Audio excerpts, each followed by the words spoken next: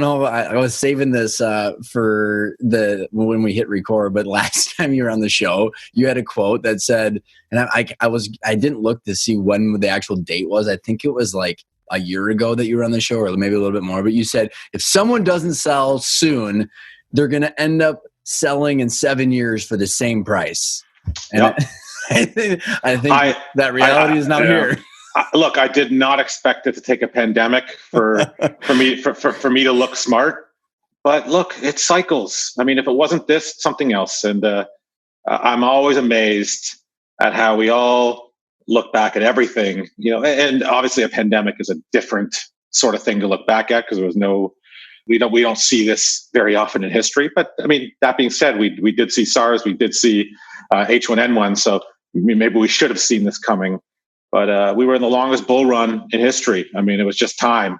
So well, and that's what's interesting, and I'm excited to dive into some of this stuff with you because I have become just a junkie on financial and monetary policy and the economics of this stuff as I've been watching the bull run of private equity firms. I've just been following the money for the last few years, and what's interesting to me, Ilan, is that it's been a bull run, but there's so much leverage. So you have all this leverage, but then no one expected I expected something to happen, but it would be like, okay, so some people are going to not have the ability to keep financing growth. So something's going to have to happen, but I didn't expect in America here or in Canada, people just aren't doing anything. They're just in home and revenues have dried up, which exposes debt like crazy.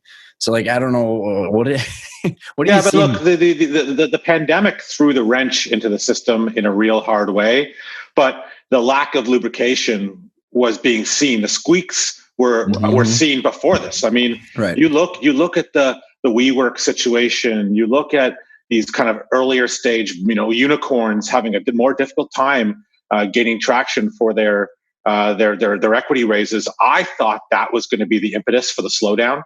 I thought what was going to happen was all of the pension funds who have always kind of when they look at their asset allocation, VC is part of that asset allocation. I thought they were going to see a real slowdown in those returns and hence a pullback. And I thought that these venture capitalists were going to pull away from some of these portfolio companies that were not their huge winners. And then all the leverage that was in those companies from banks and other institutions that were underwriting the credit of the KKRs of the world and not the actual underlying assets. I thought that was going to be the canary, and I thought that was going to be the start. I mean, who the hell envisioned this being pandemic? Bill Gates in 2015, but yeah. I mean, I guess so. But it's look, this is really it's really shown in a very real way the flaws in our system. But I honestly think those flaws existed prior to us seeing them. Oh no, I completely agree with everything you said. And what was interesting to me, Ilan, is that since you and I talked, man, I've been doing a lot of keynotes. So I go into a CEO peer group community or something like that. So you kind of get a lot of feedback, and I know you do a lot of panels and stuff like that. And so you kind of get a lot of, you got kind of the pulse going into the marketplace. I had this guy come up to me and he's a vet clinic, and he goes, yeah, I literally just got an offer, an LOI for 14 times EBITDA. Yep. And he was not even the platform company of the PE firm. I'm like, what in the hell, man? Do you have a cure for horse cancer that I'm unaware of? But what you had also another statement that you had said on the last podcast was these private equity firms are buying these deals and they're going back in the closet going, no chance.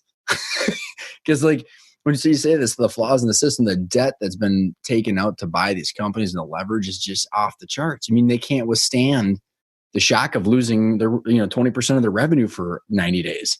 They knew they couldn't generate the returns historically prior to this, but this is human nature. I mean, I always say everything in business can be explained by the flaws in humans. And when you have a whole bunch of people, and when I say flaws, I don't mean that these are bad people. I believe that we all of us are inherently flawed. We are greedy. We are short-sighted. We are all these things. And sometimes it's just self-preservation. So I'm no different than anyone else. But, the one thing I've been pretty good at is taking a step back and seeing, those flaws in a very real way. Maybe it's because I see them in myself. And realistically, you had a whole bunch of private equity executives that make money by placing capital. They had raised a whole bunch of money, and they have to spend it. It's supply and demand. It is what it is. What are you going to tell them to not spend it because they don't think they're not going to generate the same returns? I mean, it's so easy to understand that self-rationalization that says, okay, well, maybe it's not 21% return, but it's still 16, and that's pretty good. Well, and what do you say that like the example that we give in our boot camp is like, if you raise $100 million fund and you're charging 2% for your operating expense, what do you tell someone that you're charging them $2 million a year and you haven't spent any of their money? Yep. Yeah. And it's none of your money too. So you're going to spend it. And quite frankly, a lot of these funds the management fees on only called capital. So their management fee goes up as you call the capital. Right. I mean, it's even worse than that. You're incentivized to call the capital. 100%. So it's interesting because I've been seeing this. So everybody's talking about the health, exponential growth of the virus, et cetera, which is all extremely important. But I'm looking at the economic toll that this is going to potentially have when you have 20 to 30% of the revenues just dried up, and for the foreseeable future until we can get testing, and they're like in the ramifications of the PE market or just the leverage buyouts, and hasn't been talked about a lot. And then all of a sudden there's this guy on the Wall Street Journal podcast on Thursday talking about it. And I was like, oh, so now someone's actually bringing this up, because since you and I had chatted, I found out there's over double the amount of private equity backed companies than there are public in the US. Oh yeah. Absolutely. And this guy's like, I'm surprised it's not more than that, to be honest. I think they're only, honestly, Ilan, they got to be only counting like the big, huge ones, right? Because there's little teeny private equity firms that are buying the $10 million companies all day long. And this guy's like, yeah. And again, I think his stat is probably short. He said it was like $1.2 or $1.3 trillion in leverage buyouts, the leverage buyout market. And I don't know if it was debt and equity or what he was counting there. He thinks a third of them are going to go into default in the next 30 to 60 days. Yeah, it's entirely possible. I mean, think about sectors that aren't hit negatively. There's very few.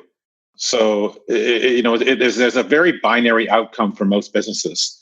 They either do quite well because of this disruption, or they do very poorly.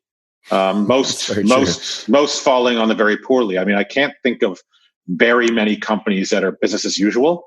And I'm sure there are examples of business as usual. I got one. I got to tell you one, because he's a friend of mine and he's a small minority owner at this company. They do, if I'm going to say it and you're just going to go, well, duh. So they do fitness programs for remote employees.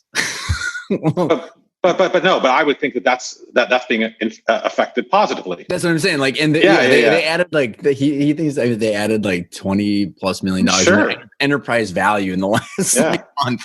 Like, look at Instacart, who just announced 300,000 new jobs. But what I'm saying is that there's very few companies unaffected. I totally agree with you. There's no one hitting plan. They're crushing it, or they're being crushed, and it's the nature of the beast, I guess. I'm as interested in the fiscal, policies that are going to come out of this as I am in the inherent change to human behavior globally, because I think that's the story that's not being told for future spending habits and totally forecasting consumer spend for the future. I mean, I don't care if we rebounded today perfectly fine right now. If it all went away, there was a cure. Our December spending is not the same. It just isn't. This is going to scare the shit out of most people, and they're gonna realize they have to save. Where do you think it's gonna where do you think it's gonna surface in different areas? What do you mean by that? Because I agree with you on the behavioral change on this. I really do. But what are some of the different things that you think are going to bubble to the top that are going to be like significantly different or altered because of it? Yeah, I think level of savings. I think that people are going to get much more disciplined with their use of leverage. Not care as much about these luxury goods. I could totally see the luxury good market being crushed. And quite frankly, a lot of these things are actually really positive. I've forever thought that people are they're like children. I mean, they're just not able to see the future because you have to be planning for worst case scenarios. I mean, I don't think anyone saw this being the worst case scenario, but it's a catalyst, though. Yeah, God forbid you get, like, anyone could be fired, right? Mm-hmm. I mean, you should be having 3-4 months of liquidity so that you're not, in risk of losing your house that you rent or pay the mortgage on. Right. So I do see spending habits for anything luxury, vastly, reduced. I also see people's willingness to go into very large crowds being affected for quite a long time. I mean, I'm not actually very scared of catching the virus. I mean, again, you hear this, that young people die, but if you look at the statistics closely, if you're a young, healthy person, yes, like you'll hear of a 30-year-old who died in Ohio or whatever it is, but the reason that's newsworthy is because it's so rare. Yeah. So I'm not that scared of the virus, yet I don't know how willing I'd be to go to a Raptor game right now. And not for myself, but because I have older parents and I don't want to have to self-isolate for 2 weeks and not see my folks. So I think it's more for the greater good, and people are going to have that mentality moving forward. Well, and I agree. And I agree, unless there's like unbelievable testing and an abundance of testing everywhere, so you can constantly be testing people, because otherwise it's always going to be unknown. Like, how can you plan for big events or any of that stuff? Could you imagine walking into a 40,000 person stadium and have to be tested? It would take a day and a half for people to get in the fucking stadium. Like, even going through the fucking metal detectors these days, the lines could be ridiculous. Now sit down, live a swap. It ain't going to happen. It's not going to happen. It's not feasible. But testing to the point where like people are in their houses and you can have a test, right? So like before people go there, but then so you are going to trust the responsibility of your common man? I mean, come on. Yeah, you're right. Like, there's no fucking way. I'm not trusting that shit, because we are always as safe as the lowest common denominator, and I ain't trusting the lowest common denominator. And so you're essentially saying vaccine pretty much, but even then it's 12, 18 months before, like, how do you even, if it comes, then, it's, yeah, man, I think about, so you're talking about the behavioral changes, which I think, even additional ones on top of that is now for the first time, you're going to see businesses that they finally had to take the plunge into virtual communications, right?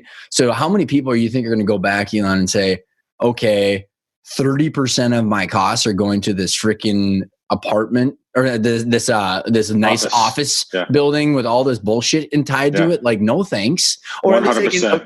I mean, like, the commercial real estate market's going to be so different.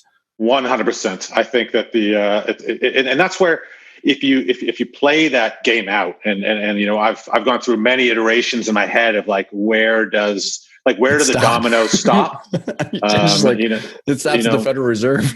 where's the fire line, right? It's quite interesting, because you could see that happening in so many different areas outside of commercial real estate. I mean, there's so many things that I could think of. Restaurants, people, like, what people aren't even thinking about is like, okay, we're in our house, so we have to buy groceries and actually cook.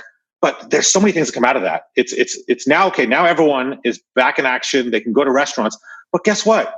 The 100 million people who didn't know how to cook now know how to fucking cook. So that's alone. I'm still doing mac and cheese. That alone, like, there's so many things that people aren't thinking about. Like, we are actually, as an entire global population, learning new skills. Which is quite interesting. It's all quite at the same time. Yeah.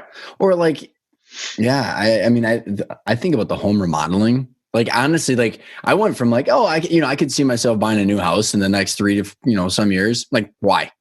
Like, seriously, why? I'm just going to renovate a bunch of stuff here. I was out doing stuff outside yesterday. Yeah, it's I think about, like, going back to the commercial real estate. I was talking to a gentleman. He owned a bunch of restaurants. Now he doesn't. And he's like, very savvy business guy. He's not a typical restaurant owner. And he's like, he was having conversations with his landlord. I'm like, what's going on there? Because the real estate investors, which is, technically risk adjusted real estate, commercial real estate compared to businesses, I mean, it's less risky. But now you have, commercial real estate where you have a third of their of their rent coming from retail or restaurants. Like how, like, and I was watching cap rates, Elon, that were like looking at like basically zero vacancy. Like you follow the domino and you just go, how to, like our stimulus package is not even going to come close to touching the damages of this stuff. So let's talk about that for a second, because I've followed peripherally what you guys are doing not even peripherally. I'm following it pretty religiously, but not to the same level of detail, reading the policies like I am in Canada. Mm-hmm. I hear people talking about, they're throwing too much liquidity into the marketplace and it's going to cause inflation. And I'm like, I'm just not really not buying it at all. No, I don't buy that at all. The amount of liquidity that's being wiped off the face of the planet is a lot more. I'd be curious to who's saying that, because I would love to talk to them, because I totally disagree. Because like, let's just take some basic facts here. Is if you have, so the US GDP is roughly over 2 trillion per month, and a third of that goes away. So like, you don't, like, this is just a basic bridge loan that's going to barely cover the ramifications. It's 3 months. That's all it is. Yeah. And then it didn't all go to those companies either, by the way. It went for us, some of it went to some people, some of it went to small businesses, which, by the way, like let's just touch on the small business. So the PPP Act right now is $350 billion. So I look at that and I go, okay, how is it going to get to these people? So the facts in the US is there are 6 million companies with privately held companies with employees. 94% of them, Elon, are underneath 5 million in revenue. So, and they employ like 65 million Americans, and the rest of the people in the 5% employ the other 65 million out of 120 million total. Underneath 5 million in revenue, they're juggling payroll to payroll. They don't have cash. And so like, last week was April 1st, which is when bills are due. And like, you got to go through all this paperwork and all this bullshit. And like, it's too late. I've juggled cash before. Like, you can't get the money to the people fast enough to like, so like 100%. Our government came out of a program which was a 75% wage subsidy for the next 3 months for companies that have had 30% reduction in revenue because of COVID. And I was speaking to someone. I was like, "This is fantastic." And he's like, "I have to pay my March payroll. I then get to apply for this thing on April 15th, and maybe I get it 30 days later. I'm 6 weeks away from getting that subsidy. I can't make it." Yeah. So the cash flow cycles and timing are as important as the actual dollars. And if you can't figure out, you're right. It is more important. I mean, I've been in that situation. What people will do to meet their bills. I mean, I was factoring our receivables at one point. I mean, you're paying insane interest rates. Well, it's either that or go away. Like, what's your choice? Yeah, the interesting part is what's happening today that's never really happened, because everyone's in the same boat. They've gone and said, "I'm just simply not paying."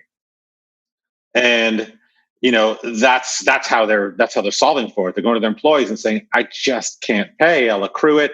Once I get the subsidy, I'll make up for it." Our government, this is how crazy it is. Our government said this came directly from our finance minister when he announced the 75% wage subsidy. He says, someone asked, "Well, what about the other 25%?" And he says, "Well, we're relying on the good citizens of Canada and the business owners to try their best to pay the other 25%. But we know that's not always going to be possible." So they're literally saying, "Don't pay it." Like, when that's coming from the government, that's pretty scary. Well, and it's before we keep pulling this thread, I mean, this is like the best case study of some supply versus demand economics. Like, if people don't wake up and buy shit every day, there is no machine. Mm-hmm. Like, so going back to that inflation point, like, how did the $2 trillion is barely going to unclog the mortgage market, the commercial real estate, the private equity, any of this stuff. And like, I don't even know. It's like, how does that even, you know what I mean? Like, do you know what I've also been fascinated with? I've been saying this for years when, Americans tout their democracy. And we do too, I guess, in Canada, but I guess Canadians know that we're a little bit closer to socialism than Americans like to admit. And then when you see this whole thing, boil over, who has to come and save the day? It's the government. It's like, I've been saying, you're fucking one candidate away from being socialist to begin with. Like, how you think having the choice of schmuck A and schmuck B now makes you a democracy is incredible to me. You're one candidate away.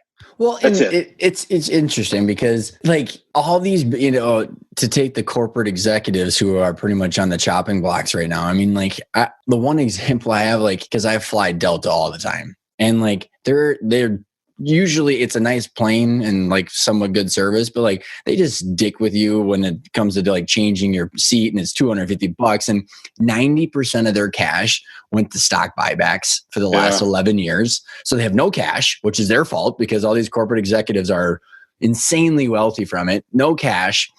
And they're just going, okay, sorry. Well, we're a utility, so government pay us. And you're just like, well, that like, so here you are, this raging capitalist, but then you were just assuming that you're going to be socialized. I mean, the government's just going to buy you up, which is, it just, it's tongue in cheek, man. And the problem is we never learn. We're so fucking stupid.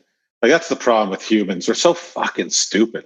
We just don't learn our lessons. And unfortunately, I don't think we ever will. So give me a couple examples of that. Like, what do you mean? Like, you saw what happened in 2008. You knew that you should have a nest egg. You knew you should save. What happens? Debt per capita increases. I mean, we don't learn from any of our mistakes. The fact that we allowed corporate buybacks is fucking insane. That is insane. And in hindsight, like I wasn't looking at it, but I guess it's not my job to look at it, right? It should have been someone's job to look at it and ensure that these fucking companies had a nest egg that they could fall back on if something, God forbid, forget about pandemic. Could have been another 2008. It could have been something. How about innovation? Just innovate. Do something with your money. And like what I saw last year in 2019, 95% of the valuation increase came from corporate buybacks. Yeah, it's crazy. And you're just like, okay, so no one invented anything new. No one increased their cash flow. I mean, no one. I mean, this is a generalization, but like the general bell curve, they didn't. And so it's like, it just doesn't make any sense. And we're just dumb. I mean, like we're fucking semi-evolved monkeys. That's all we are.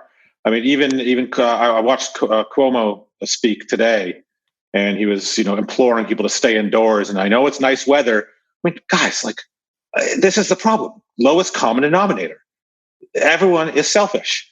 No one's thinking about anyone but themselves. Like, it's nice outside. I've been cooped up indoors. I want to go outside. Fuck everyone else. Well, we have too many people that it doesn't take a lot of those kinds of human beings to land up in a really bad spot. It is what it is. I had a maintenance guy come over to fix some roof leaking, and like, fairly okay. I mean, okay, social distancing, all this stuff. Like, we don't have to even interact. Like, go on my roof, fix some stuff, and leave. Like, that's as easy as it could be. He rang the doorbell, wanted to shake my hand. I'm like, dude, like you get away from me. Like, he had no idea there was anything even going on. Yeah, So, what was I going to say? So, interesting. You talk about the luxury goods and all this stuff. Like, I think it's going to be interesting when you see the amount of these, whether it's pension funds or private equity or VC or any of these and these financial institutions, what is recorded as assets right now that really shouldn't be. I mean, I've been saying for the last like 3 years now, I said, because here was my prediction. And this is the first time it's actually going to be on the record, because I'm terrified of like just being so unbelievably wrong that it's not worth what we're saying it. But it was like, I thought it was going to come from consumer financing. So in the US right now, we've had consumer financing. There's this bank called Synchronicity. And like they advertising on MSNBC how to finance a chair and a lamp. And it's the bank, it's the consumer financing behind like home furniture and Amazon. And it's like, it's stated income on consumer financing.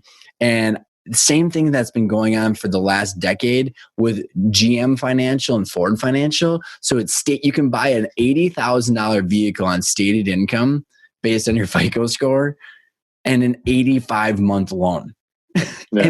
And all these, their assets on the book. So if you look at Ford Financial, GM Financial, and Synchronicity, their assets and the value of their book has gone through the roof. And it's like, they're not going to pay. People aren't going to pay those bills. $1,200 car payment. I mean, when they can't do anything else and they've got no income. Yeah. No, I look, it's that's been a problem for a long time. I mean, Canada's use of personal debt is even higher, I think, per capita than the U.S. So Is it it's really? yeah, it's pretty scary. But yeah, it's interesting. But that being said, I mean, we've been watching social media and the media in general for the last few weeks, and this is what we hear a lot about. But what I do want to say during this podcast is it's not all doom and gloom. Like there are still opportunities. It is still important to realize that life will go on and that things will get back to normal, and that the media and social media are doing a very fucking bad disservice to everyone, because it's doing is just Echo amplifying the chamber. panic. Echo chamber. It's just, and like, look, the media wants eyeballs. They don't give a shit who it hurts. They don't give a shit about the PTSD that it causes. Mm-hmm. It's human fucking greed, right? I mean, it's supply and demand, and and so like let's pull the optimism thread for a while, because I think it's a good idea.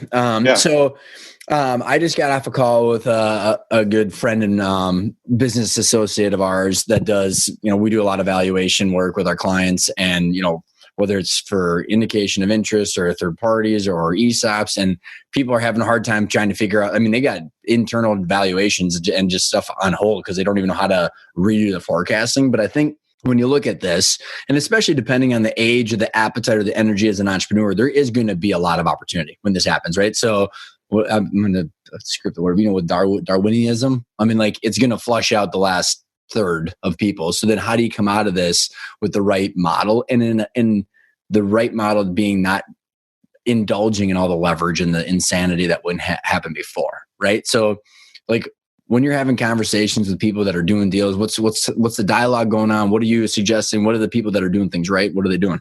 I think it is so situational. Good companies, even though they're being hit right now, are still going to be good companies. Bad companies that should have never existed and should have never gotten that funding should go away. So let go of the garbage and double down on your macro theses. I don't think it's that difficult to use COVID as a very good barometer of what a good company should look like. Because if it's okay when we come out of this and we're still social distancing and we're still being cautious, it's probably great long term, right? And if it's completely destroyed right now and you can't see it improving anytime soon, think about whether it should have existed in the first place. I mean, how many fucking CRMs did we need, to be honest with you? Right? I mean, how many ERPs did we need? How many of these fucking software companies do we need? And it was just because people jumping on the train, easy access to capital, quick, cheap to get started. But were they really needed? It was just someone who decided in their head that I also want to be an entrepreneur and a rock star, and I don't want to work for the man. And a lot of those companies shouldn't have ever existed. I would even add it to the different industries and the different things like you just mentioned. But I would also say now is the time to do the right kind of work, right? So you can be a good company, and honestly, Ilan, we've been evolving our business over the last 12 to 18 months since we spoke last, where we have this educational boot camp, but then our ongoing services is fractional CFO services with people, and then helping them connect all the dots to value growth, et cetera. But we come in as the fractional CFO, and the financials are such a mess. I can't even believe, I mean, I can't count one person that has ever built a 13-week cash flow statement up until recently. Yeah. Or the fact that, so we've got this ongoing model where it's a trailing 12 month, but you tie all three financial statements together. I mean, it's the only kind of way you got visibility in your business, but people aren't doing this stuff. And so the amount of people, if they can do this kind of look, it's right. It's hard work, but it's necessary. It's not that complicated and people just do it. So I think to your point of, you could take, 10 companies in the same industry that might be a valuable industry, but they're not doing just the normal hard discipline work. And you can extend that to a lot of different parts of a business. I mean, supply chain as an example. We've taken for granted the ease of goods moving in a supply chain. Well, I know a lot of companies that they still had demand for their product, but their whole supply chain got fucked up, and now they're in the same boat because they relied on one supplier. So having really good contingency plans around having a diversified supply chain network is going to be incredibly important. Unfortunately, what I think might happen is that it might rebound too far, and we'll see, tribalism, and it'll all come back on shore, which is also not the right result. I mean, maybe so tribalism. You mean that the fact that there's gonna be too many people opposing China or offshore manufacturing? Yeah, it'll just be about like us versus them, right? It'll be the exact opposite of globalization, which is taking more people out of poverty than anything in the history of mankind. So I would think that reversal would be a really bad outcome. Do you follow Ray Dalio at all? No, I know the name, but no. I'll have to send you some for the listeners too. There's he's got on his LinkedIn posts. I mean, like I think the last one from last week it's called The Changing World Order. I mean, it was 25 pages, his LinkedIn article. Wow. I mean, but the reason I bring it up, he talks about the fact that we're in this long-term debt cycle and this happened.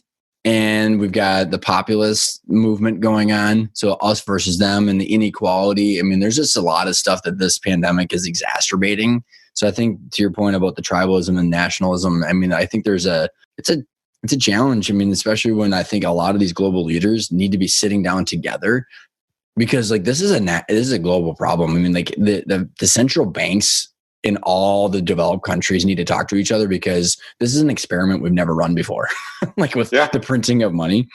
Yeah, no, I agree. It's going to be interesting how to see how we come together as a global species. And if we do, I could already see the writing on the wall, the questions being asked by media of, how should we respond to China? Look, I understand the anger, but what's that going to solve really? Like an eye for an eye has been proven to be a bad strategy. And they didn't do it on purpose that we know of yet. No, they didn't. I mean, it's easy to be angry about, how could they have not cracked down more on these wet markets? I mean, hindsight's 2020. Mm-hmm. And I think all we should do is have empathy for people in general. And I'm hoping that we come out of this with a different attitude, and taking it back to business and building better businesses for a second. We talked about supply chain, we talked about finance. It's also about talking about attitude. And what I mean by that is, everyone was, it's growth. Public companies, quarterly growth. What about stability? What about just good businesses? What's the value in building a really good business? And I think we got to get back to that. To some degree, and not have to take undue risks just because you're chasing something that maybe you don't need to be chasing.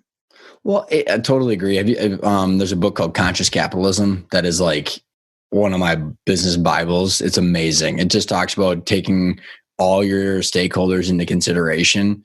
And so it's not just all about the return. And it's a fantastic book. And what I think is interesting is like the privately held companies are able to do that, Ilan, or where they're able to take long-term bets on employees or investments or locations or products or services because they believe in it. They believe in them, and they believe in their employees and their supply chain and all. It's conscious capitalism. Like it's a must. It's a must listen to. And when I think about what we see from the greed and the over leveraging and the incorrect risk-adjusted rate of return, right? So for someone to be able to leverage up to 7 to 8 times EBITDA, a big company, is just insane.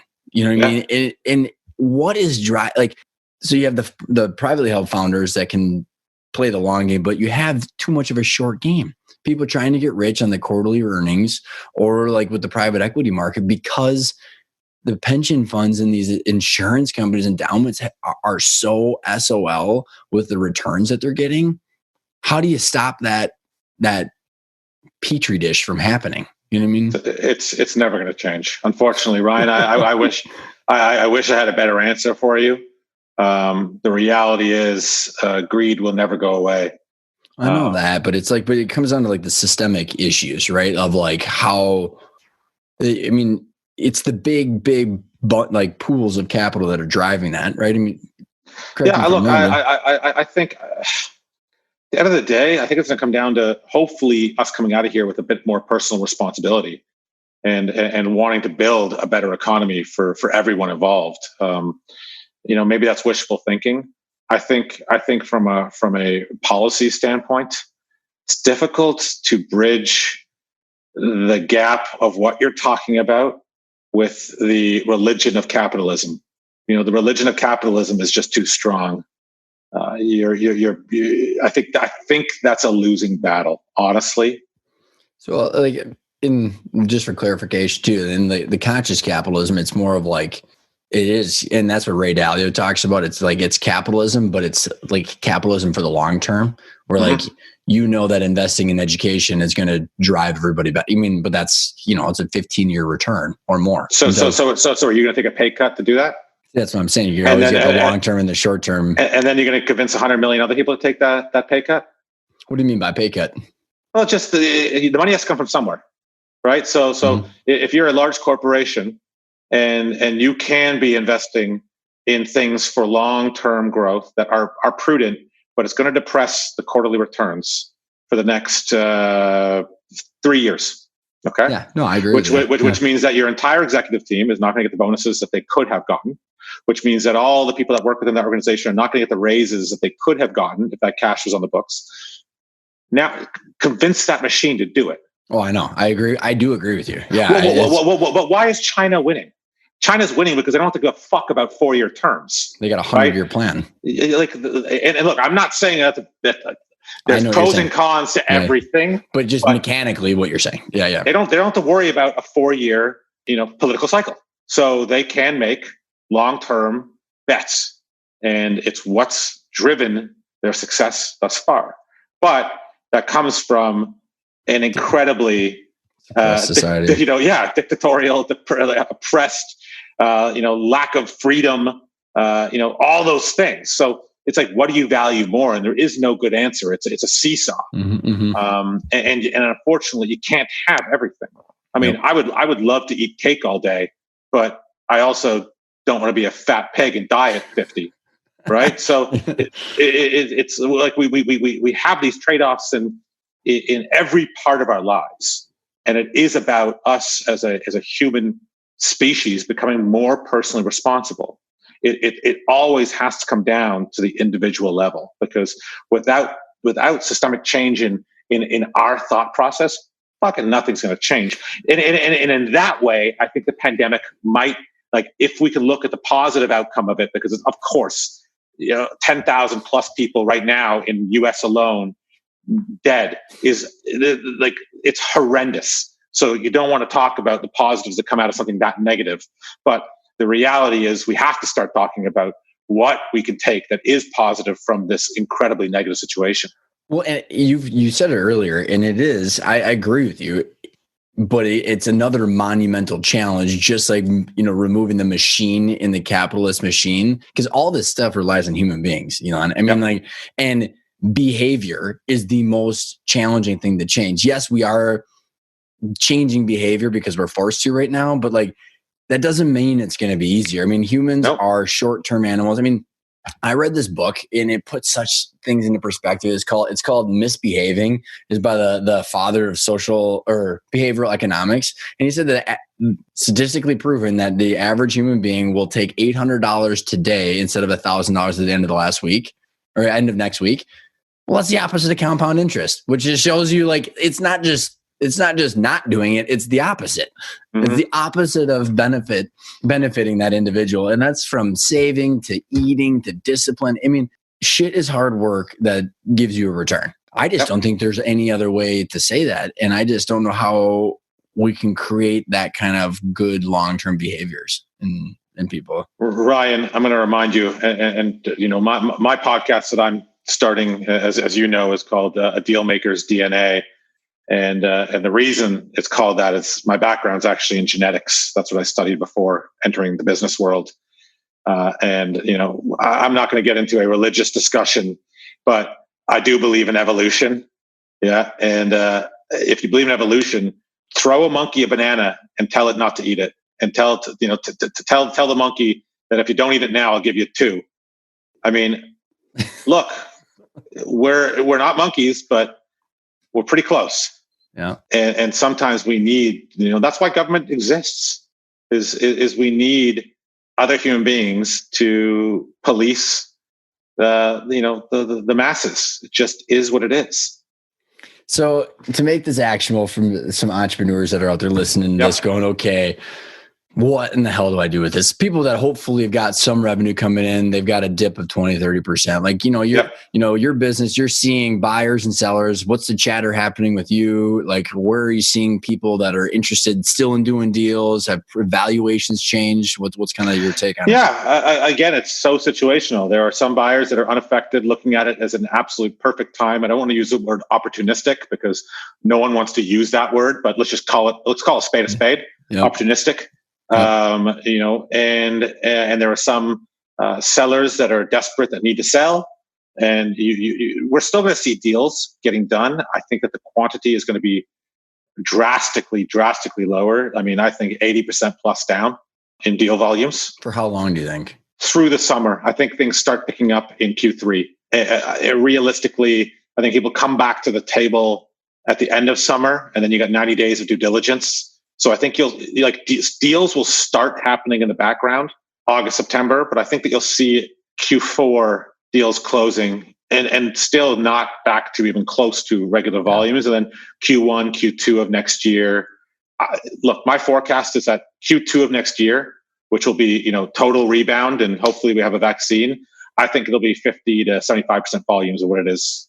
Historically. So how about valuation adjustments? Yeah, you know what depends on the deals you're talking about. The one thing that's been an interesting thing for me to watch is that the lower mid market has continuously done a pretty good job of policing itself from a supply and demand curve. And in Canada, in particular, we haven't seen multiples get to these crazy, the multiples that you're seeing in the US and the PE space. And that's just simply supply and demand. People are looking to pick up 10 million plus in EBITDA. Are you really going to bid 10 times on $1 million EBITDA company? Those companies have historically, no matter what, always really gotten that 4 to 6 times EBITDA. So I don't think multiples are. That's what you get for 10 million or 10 million in EBITDA is 4 to 6 up. No, million. I mean, 10 million in EBITDA, you're getting 10 plus. Yeah. Okay. Multiples. Oh, I say 4 to 6 EBITDA. Got it. Yeah. So I think that for these smaller deals, which makes up the majority of the companies, right? It doesn't make up the majority of the earnings and revenues, but the companies, I don't know if that's going to be affected too much from a multiple standpoint. But these larger transactions and, PE backed, end of their life cycle. Now they've built these big businesses expecting that same multiple that they bought in at, gone. That ain't coming back anytime soon. Hopefully never, to be honest with you. I think. What do you think they're gonna do, Ilan, when they've got to go back to their investors and just be like, yeah, but there was too much money raised in the PE sector to begin with. So hopefully it right sizes. That's what I'm. Hopefully it right sizes. So I agree with you, but the biggest problem that I see in the U.S. is that's coming from people's pension funds. So they're like. Mm-hmm. It's already an effed up situation because the people that need the goddamn retirements are not going to be able to get them because the pension funds, first of all, they saw their stock value drop again. And last time instead of piling back in the stock market, they piled it back into the private sector. And now that is, it just looks like a train wreck. I don't know. Yeah, look, you'll just write another $1 trillion check. It'll all be solved. Yeah, right. I hope we don't have to have another podcast where that machine blows up. Yeah. Any places in particular that you see investors or buyers looking and seeing actual value right now? Yeah, I mean, sectors that support remote working. I think that's very interesting. I think online healthcare. Some of these sectors that should have gotten traction, but the system itself prevented it. I mean, our healthcare system, education. Our healthcare system, our educational system have been very slow at adopting technology, and they just haven't had their hand forced. Now they are. Nope, so that's a good point. I think that's actually a really positive thing. Mm-hmm. I think that paying $50,000 for a piece of paper that says you know more than the person next to you, and really you just paid more than the person next to you, is fucking silly. So I'm hoping that is a great place that people can be investing in. And quite frankly, I trust online-driven programs that are utilizing cutting-edge tech in how people's brain mechanics work over some antiquated system that has a teacher stand up in front of the class. You don't even know what the hell you're absorbing. There's no attendance. I mean, I don't know about you. I didn't go to fucking class. I drank and smoked weed. That's basically what I did in university, and then crammed for exams. I feel like we would have slightly been some close friends back in college.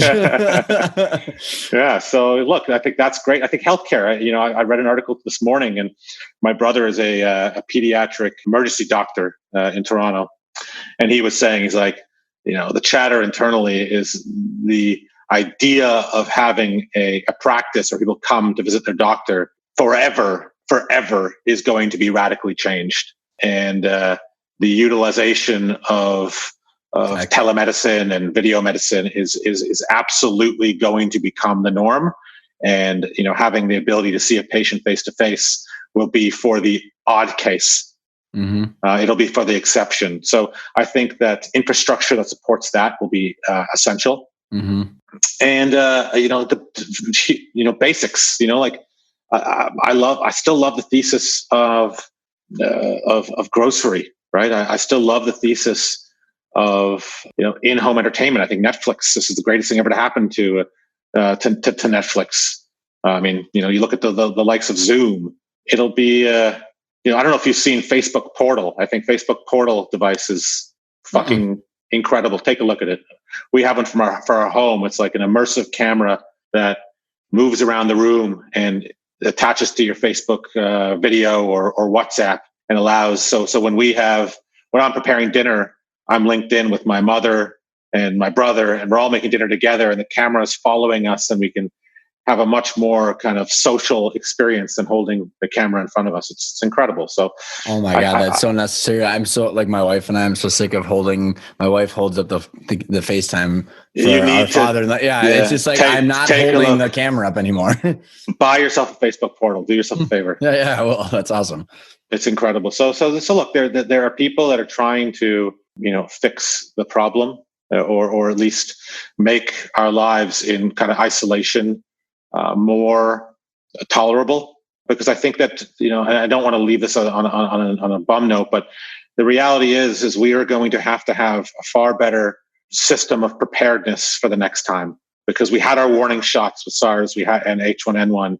We didn't learn our lesson, and something worse came, and it's not going to go away. We just need to be able to respond quicker and have the ability to have people be isolated more often if it's needed. So look, there's a lot of opportunity, and look, a lot of the traditional companies, I mean, the banking system, it's not going to go anywhere.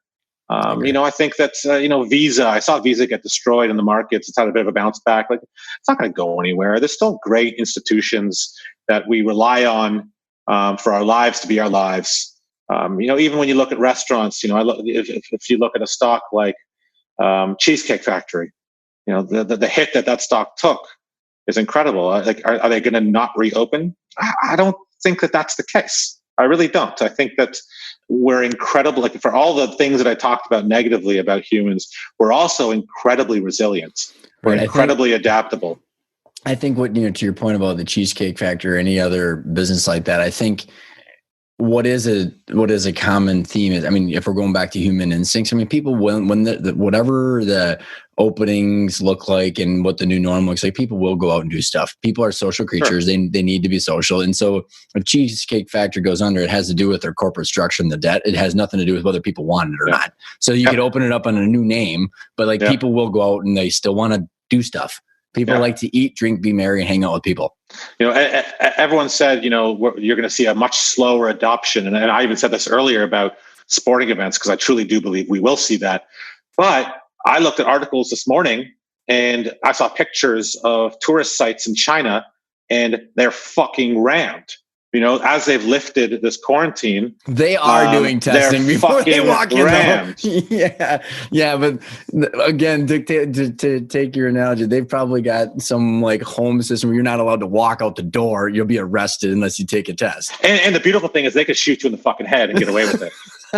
That's what I'm saying. So it's a little bit different than in your example of us trusting the common folk. I mean, that's a little bit different. I hear you. But look, we are social beings. I mean, we have enough evidence to support the fact that we go crazy without social interaction. I mean, it just is what it is. So that's not going to change. We require that to be healthy. And look, for all of our faults, we got one planet. We got one group of humans on the planet right now. It's not going anywhere. We're going to have some pain, but it will go back to normal or whatever the new normal is. And you will be able to smile again. You will be able to laugh again. You will be able to hug your parents and your kids and your grandkids. Like, we are an incredibly, incredibly resilient species. There's a reason we've dominated so much, and there's a reason why we've done so many poor things to other species. Is because we are incredibly powerful. And I do, at the end of the day, after and this might surprise people hearing this podcast, at the end of the day, I still believe in the human spirit. I still believe in human ingenuity. I still believe in the human, desire to love and love back. And I don't want people who look at some of these examples to view that through the lens of that being the norm. It is the outlier. And I would implore people to double down on their empathy for, their neighbor, and use this as an opportunity to talk about what we can do from the lens of selflessness as opposed to selfishness. So. And I think, and that's very well stated. I also think it's a time to reprioritize and recalibrate, where are you putting your money and because where you put your money also impacts where you put your time. And, there's a lot of people that were stretched thin for time, stretched thin for money. They had too many different people that they were beholden to. Now it's like, hey, let's put value in the things that are valuable, right? That can, that mean it, because then you can actually enjoy it. I think it's a good point. So you've got your own podcast. We're going to be putting this episode on both. So why don't you give my listeners a little bit about your podcast and where to find you and what resources you got available? Yeah. So, I mean, look, the best way to find me right now is just on LinkedIn. It's Ilan Jacobson. I don't think there's very many of us on the planet, so it won't be too difficult to find me. As I said, my podcast is called The Dealmaker's DNA. Not too dissimilar to your flow. It's just kind of off the cuff, have a conversation. I want to speak about entrepreneurship and business through the lens of a bit of DNA. And what I mean by that is I'm a big believer in having the argument of nature versus nurture, because I don't believe you could be anything you want to be. I believe that self-awareness and authenticity are two of the most important traits that are lacking in today's society. As much as I would have put my mind to being a professional athlete growing up, it ain't in the fucking cards. And, you cannot be anything you want to be. And I'm a big believer that that's okay.